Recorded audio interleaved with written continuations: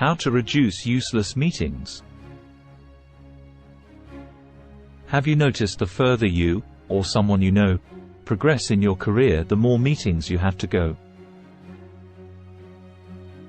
Dilbert has dozens of cartoons that poke fun at meetings and how useless or painful they are. But that pain has real and stressful consequences for teams and organizations. It's also hard to complete your other tasks when you are constantly going from meeting to meeting. While some meetings may be productive, most are disorganized, inefficient, and mainly done to satisfy the egos of inefficient and clueless managers. Daily meetings are the biggest time and productivity wasters in millions of workplaces. Such meetings are usually held by mediocre managers who see the world through status reports or want to sit in their cabins and run the department, have no subject knowledge, or have no clue about what is happening around them. So, they start harassing team members with endless meetings. Before we get into the methods to reduce useless meetings, let me tell you a story about a Japanese executive who was hired as the CEO of a car manufacturing plant.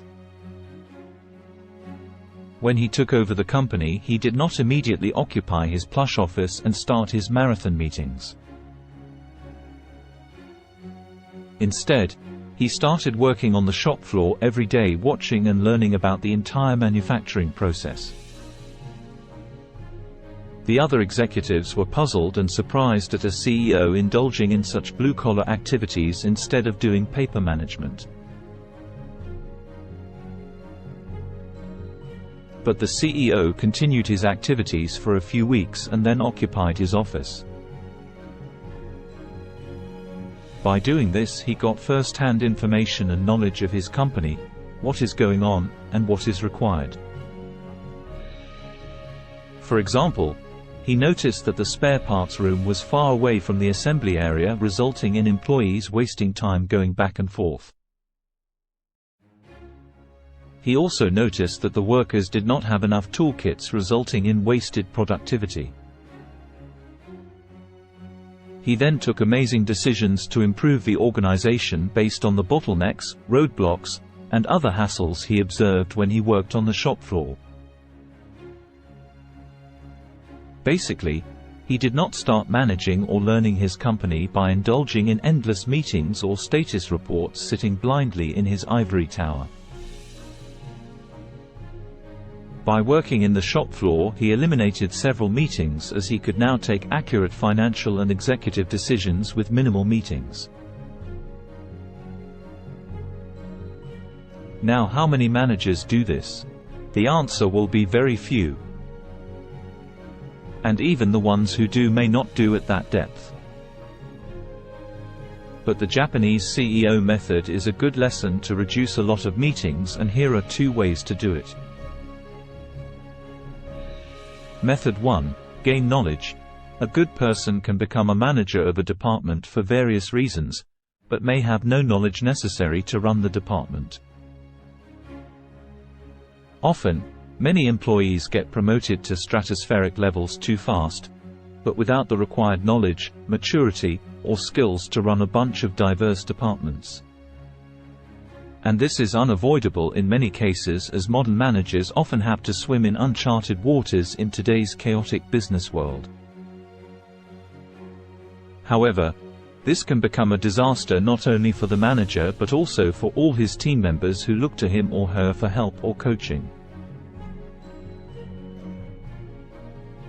If managers lack the required knowledge and advisory skills to coach, mentor and supervise their department, they can agitate their team members to death. In addition to stressing their team members daily, managers will also stress themselves more, as they will be unable to lead effectively. For example, a good person can be a car service supervisor, but can never effectively manage his mechanics if he himself doesn't have some prior experience in servicing a car, or at least a generous dose of the practical hardships of it.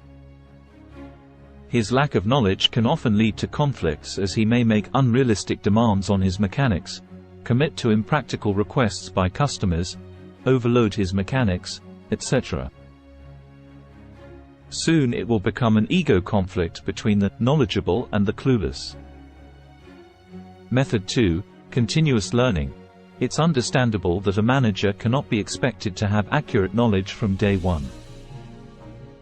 To gain knowledge, one must get into the deep water to understand the nitty-gritty of a new department's work, irrespective of their earlier experience. And no matter which department you manage, there will be some amount of new learning every day to keep abreast of the latest trends and happenings related to that particular industry. But too many managers avoid doing this and don't make any effort to learn the work hands-on, or at least an essential percentage of it. They never bother to understand the nuts and bolts or roll up their sleeves to get involved. Instead, they run the departments from a high level by viewing the world through status reports, metrics, statistical gymnastics, asking tough questions, etc., and soon become an object of ridicule. Very soon, this will lead to problems like inaccurate estimation, procrastination, unable to take independent decisions, workload issues, staff shortages, endless meetings, email wars, improper budgeting, and various daily conflicts.